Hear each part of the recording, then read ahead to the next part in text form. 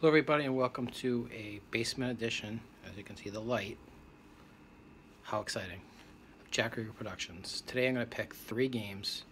First one is going to be San Diego, I did it again, the LA Chargers minus 1.5 at Kansas City. Both teams are 7-6. I don't understand why the Chiefs at Arrowhead would be an underdog. No, they haven't played well, but they have the same record. They did beat the Raiders last week. Yes, the Chargers have been playing well too, even better, but it's hard to be favored on the road at Arrowhead. I don't understand why, and believe me, as a Bronco fan, I'm really not a fan of the Chiefs. I think they're frauds. They make the playoffs and lose in the first round every single time. But this isn't the playoffs. This is a regular season game at night at Arrowhead where both teams are 7-6. Alex Smith, who's never been a favorite of mine, is playing well. I think he has 24 touchdowns, which is a lot for him. Usually gets like 16 touchdowns and 7 interceptions. They still have Kareem Hunt, as much as I can't stand him because I think he's a dirty crybaby. Kelsey. They have another good running back too, who returns punts. I can't remember his name. I'm sorry.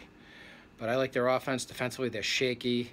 San Diego Chargers, LA, with their 25,000 seat stadium, which is pathetic in the interim before they move in with the Rams in 2020. Rivers had a good year. He's probably thrown over 20 touchdowns. They still have Keenan Allen, who's an excellent receiver. He's done a good job this year. He's been getting 100 yards a lot of times recently. Antonio Gates, and then they have another young tight end. Matthew's not here to help me with his name because I don't know who it is. Chargers defense has Bosa, who can get after the passer. But I'm going to pick the Chiefs in a tight affair, 23-20, just because they're playing at home. Second game is Carolina's minus 1.5 on Sunday, 2.5 against Green Bay. Guess who's playing for Green Bay? Aaron Rodgers. Last year, Rodgers came back from an injury and led his team to the playoffs. I think there's a good chance it could happen this year if he wins his last 3. Rodgers is an MVP caliber quarterback, one of the best in the game. And when he comes in there, when he plays, they're so much better. Jordy Nelson's better. They run the ball better. Defensively, they play better because they're off the field. Carolina's had a good season at 9-4. Cam Newton's played well, even though I hate his stupid antics. He looks like a complete chooch out there. But he's had a good season. They can run the ball.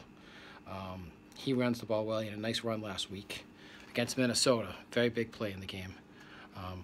I like Green Bay, though, bouncing back. First game back for Rodgers. He's practiced for 2 weeks. They said he's throwing the ball well. Green Bay 28, Carolina 24.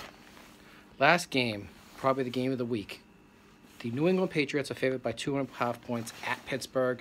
The Patriots are coming off a really bad loss at Miami where they played poorly. They were missing a couple of guys, but even still, there was no excuse for how bad they played. Pittsburgh won an exciting game against the Ravens on Thursday night, 39-38. Roethlisberger was outstanding, threw for 500 yards, I think for the 3rd time in his career. I think he's the only guy in NFL history that's done that. These are 2 really good teams, the 2 best teams in the AFC, maybe 2 of the top 3 or 4 teams in the league. Historically, Brady's done very well against Pittsburgh. He has 24 touchdowns and 3 interceptions.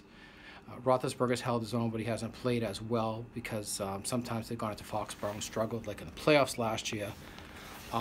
But these 2 teams, anybody can win this game. I mean, really, it's a tough matchup.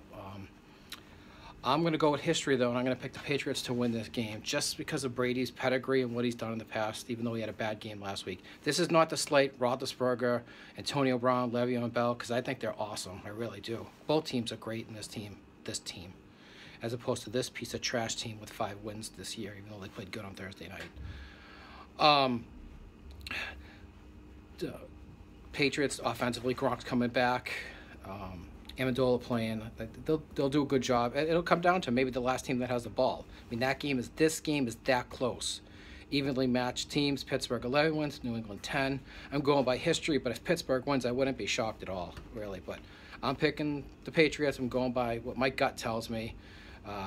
31-28, 2 best teams in the league, and they're going to meet again in the playoffs and for the championship game. It just depends on who it's at. Depending on who wins this game, we'll probably have home field, and I'm looking forward to it because it's a fun game to watch. Not like watching the Broncos and the Colts, a snowfest. Anyway, the only thing that was good about that game is Denver had the good logo on their helmet. All right, thank you for watching another game. You're not watching a game, you're watching me in the basement with my tools. Yeah, tool time. Jack Rieger Productions, as Matthew would say, this video is not sponsored with the NFL, the Pittsburgh Steelers, New England Patriots, the Carolina Panthers, the Green Bay Packers, the KC Chiefs, and the LA Chargers. Thank you.